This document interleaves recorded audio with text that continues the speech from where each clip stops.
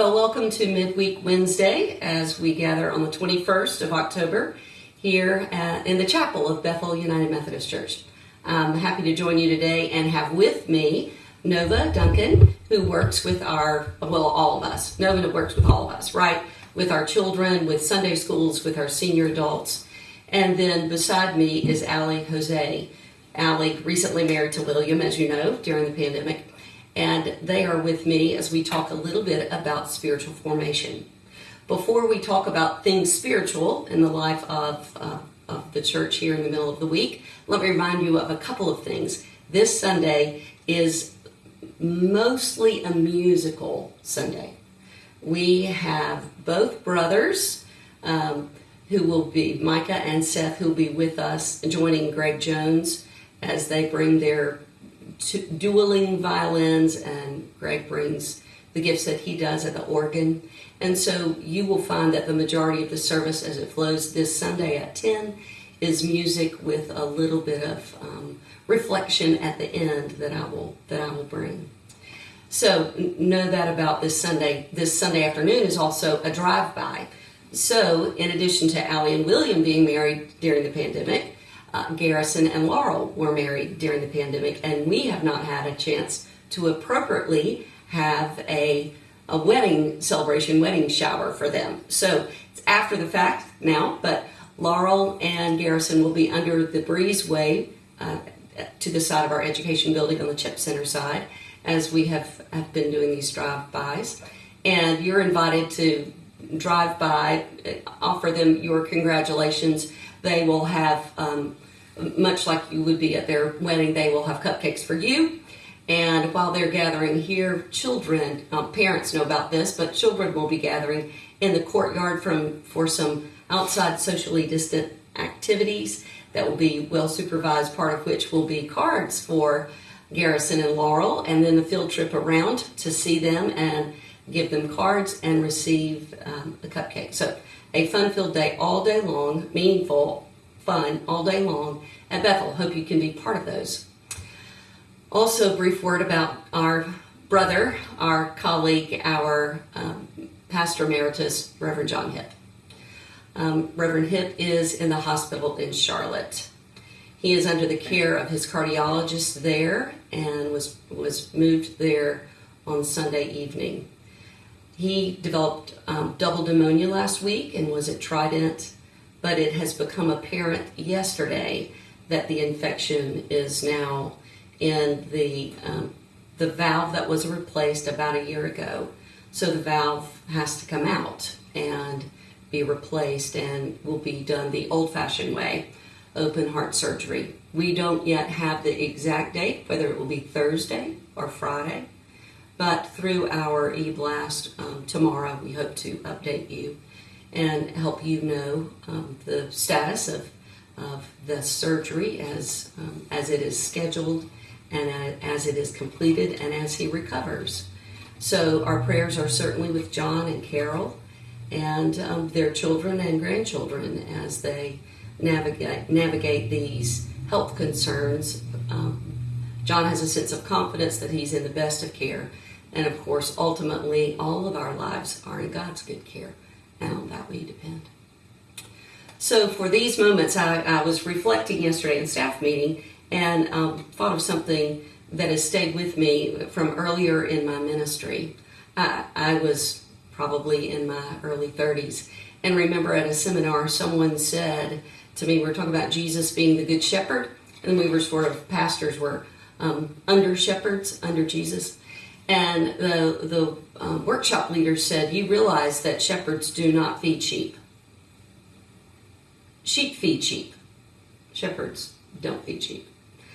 And I thought about that. We have that wonderfully visual psalm that talks about the Lord is my shepherd, about green pastures, about still waters. But at no point do shepherds make sheep eat. Shepherds lead sheep to where there's nourishment so that sheep can eat. That stayed with me, and as we were talking yesterday on staff about ways we are trying to be faithful in feeding, nourishing, leading people to where there is nourishment for them, body and soul. I was reminded of the way that ministry is being lived out and a new resource that we have. Allie works with our college ministries, both Wesley Foundation and college ministry here at Bethel, and has discovered and is using a new resource to lead sheep towards green pastures. So, Allie, tell us a little bit about that. Well, we have started this semester using the resource Amplify Media, which Nova can tell us a little more about. But essentially how I've interacted with it is it's a database of videos and studies about just about anything in spiritual formation. So here with our college ministries, our College of Charleston Wesley Foundation group meets right across the way in the fellowship hall on Wednesday nights at 6:30. And we've done a variety of different studies and series with them.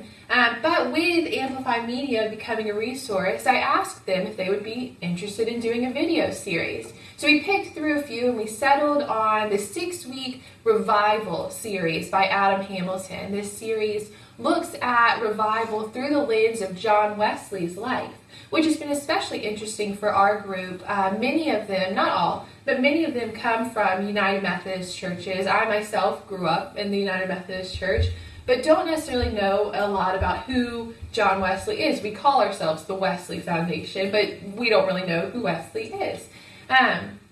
So it's been a lot of fun to discover more about John Wesley, to learn about his life, and to learn about the ways that he experienced and shared revival in his life. So it's been a great study for us, especially John Wesley spent so much of his time working with college students. To be a group of college students interacting with this video has been fun. And how it works for us is we meet, we have dinner socially distanced, we watch one of the videos, they're about 10 to 15 minutes long, and then usually we have a bunch of questions that go along with it, and we just discuss what we've seen. And it really has been a great way to interact with material that we just couldn't get for ourselves. In the series, Adam Hamilton is in England and traveling around London to all the places that John Wesley lived and worked, and obviously we cannot go to London each and every week. So it's been interesting in a new way to interact with the material, to be able to see that.